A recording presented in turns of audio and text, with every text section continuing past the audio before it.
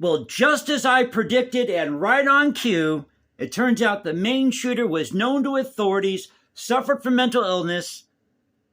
Nobody saw this coming. So there's an article about this at CNN. And this is a real scream because CNN mentions itself a good dozen or so times in this article. Because CNN's on the case. They're going to get to the bottom of this one way or the other, guaranteed. So this is a story by Shimon Prokopex. There's a last name for you, Prokopex. And Mark Morales. Lynn Tran and Rachel Clark. Again, CNN can't have one person working on the story. They got to have 4 or 5 people working on a story. So this was updated, I believe it was yesterday. Happy Halloween, everybody. Yeah, so here's your Halloween surprise. So it says here, now forgive my pronunciation here, I'm not from Maine. Sagahadahoc County, Maine. Is that how you say it? Sagahadahoc. CNN in parentheses. The U.S. Army asked local police to check on the reservist who killed 18 people after a soldier became concerned he would, quote, snap and commit a mass shooting, according to information shared with CNN.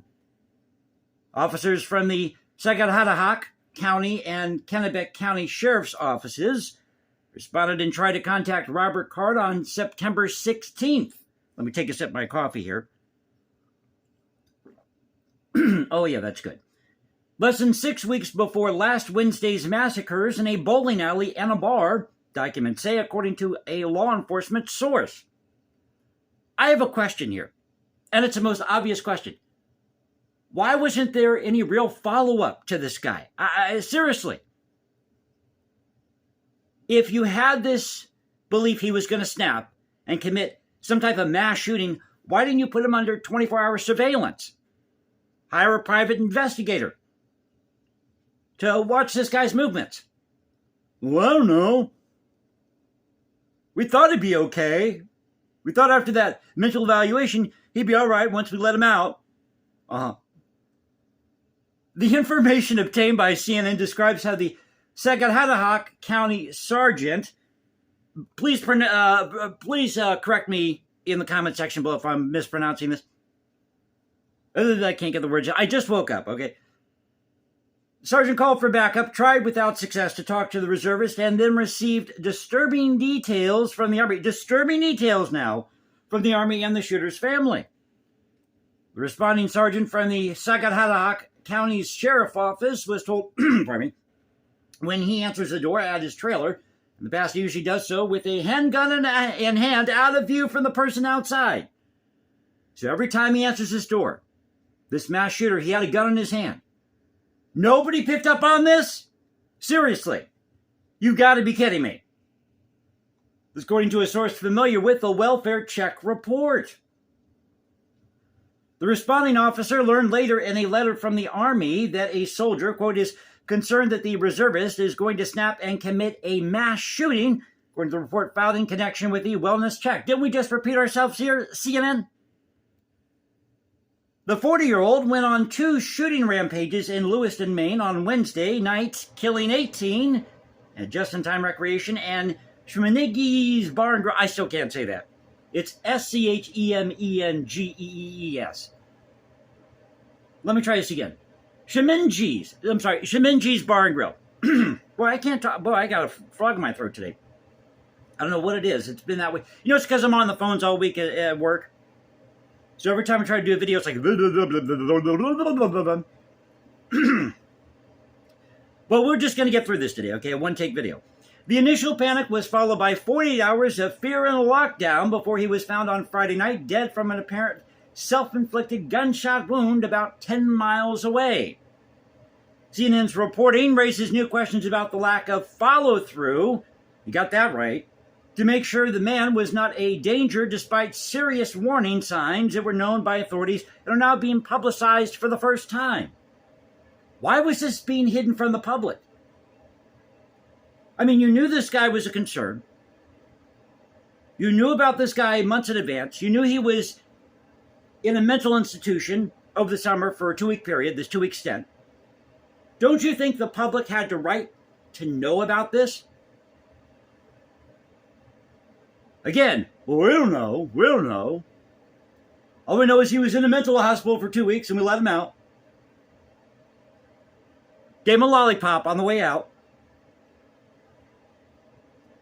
Can you just picture that? I mean, okay, you've been a good little boy here in the mental institution. We're going to give you a lollipop on your way out.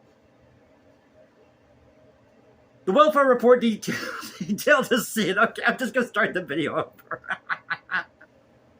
Sorry, folks. Just picturing that cracks me up, okay? The welfare...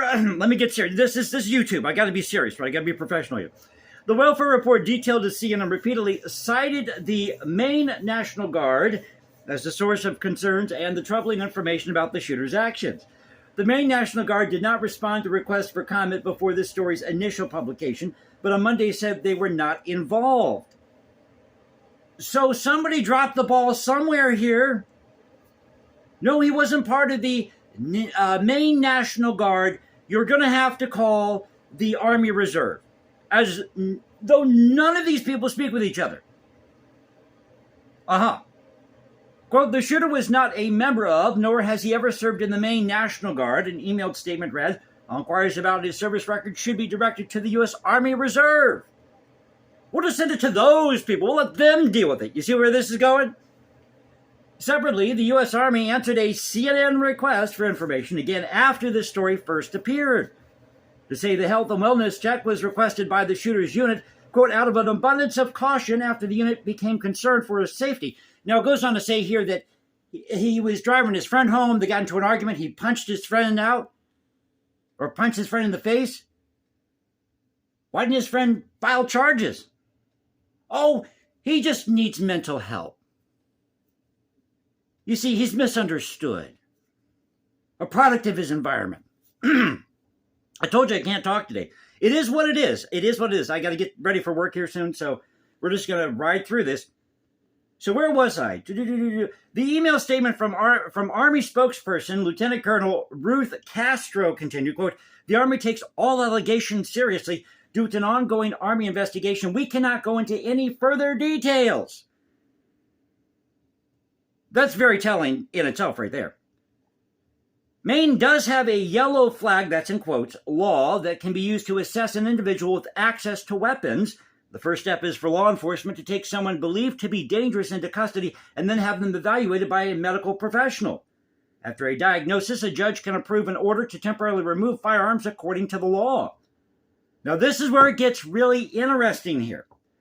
A File 6 missing persons report appears to have been generated by the Checkered sergeant, who, that's a mouthful, who tried to check on the man, the source told CNN, but it's unclear if there was any action in regard to the shooter's access to weapons. The source said the case appeared to have been closed on October 1st, 24 days before the massacres. CNN started raising questions about what information law enforcement in the state had about threats and the mental health condition of the shooter on Thursday, but when CNN asked State Public Safety Commissioner Mike Sashuk about it, he replied, I won't answer. Oh, isn't that telling? Oh, you're not going to answer. You have a duty to tell the public what happened, what you know, when did you know it. He continued, based on what I've seen, we're going to continue to work through that. A spokesperson for the state police on Sunday said the organization was the lead agency for the manhunt and homicide investigations, but no other aspect, directing CNN to ask questions about what was known before to Saginaw County Sheriff Joel Mary. The Department of Public Safety, or DPS, nor the Maine State Police requested a teletype on Robert Card prior to October 26. It should also be noted that no bulletins or assistance was requested from MSP's Maine Information and Analysis Center. In other words, we just didn't do our job. That's what it means here. We just didn't do our job. We thought they had this taken care of because we sent it over to the other guys. That's what it means. We don't talk to those people. DPS has no regulatory authority over law enforcement agencies in Maine. Maybe not, but if you think there's a problem here, don't you think you should be alerting these other agencies that there's an issue here? She said, declining to give any elaboration. CNN was unable to reach Mary on Sunday. A woman who answered the door at his home said, quote, he was done, indicating he did not want to speak. CNN also tried to request comments on the story from the shooter's family, who did not respond. Nearly 3 months before Wednesday's attacks, the shooter tried to buy a firearm silencer from, now, way to go for this guy here, who did the right thing, from Coastal Defense Firearms in Auburn, Maine, but the owner of the store, Rick LaChapelle, refused to let him complete the purchase after he disclosed on a form that he had a mental health issue. So this guy did the right thing. This guy disclosed he had a mental health issue, and this guy said, sorry, can't sell you a firearm here. Oh, doesn't this just irritate you? So it goes on and on. I don't want to take too much time in the video here because we're getting to like 10 or 11 minutes in the video. But this just goes to show you the ineptitude here. Something should have been done about this guy. Like I said, you should have had a private investigator watch this guy. 24-hour surveillance. If he was an issue, if he had a mental issue and he was threatening to shoot up this army base or wherever it was he worked in Saco, Maine, or is it Psycho, Maine, you should have been keeping tabs on this guy. Pardon me. Man, I really can't get through this today.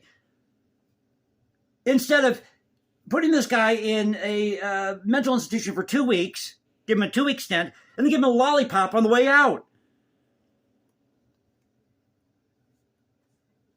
Let's see else what I can share with you here before we go. Okay, so it talks about the brother here told the family that he could secure the weapons, which I think he tried to do. This is insanity, pure insanity. Somebody dropped the ball somewhere. That's the bottom line here. So I hope you enjoyed the video. If you did, you know what to do. That's the latest on the main shooter. Thank you for letting me stumble through this again. Got to get ready for work here.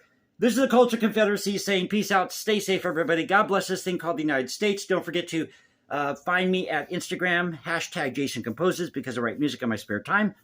Or you can go to X, Culture Confederacy, at CultureConfedX on one. That doesn't make any sense. Okay, let me try this again. Like I said, this is just what it is today, okay? You can go to X, find me at Culture Confederacy, at CultureConfed1 on X. That's what I meant to say. Because, as I said, I meant write music in my spare time. That's where you'll find me, all my comments, everything. But you know how we do it here. This is where the past crashes with the present. I'll see you next time, and you all have a great Tuesday, and have a happy Halloween. Blah, blah, blah.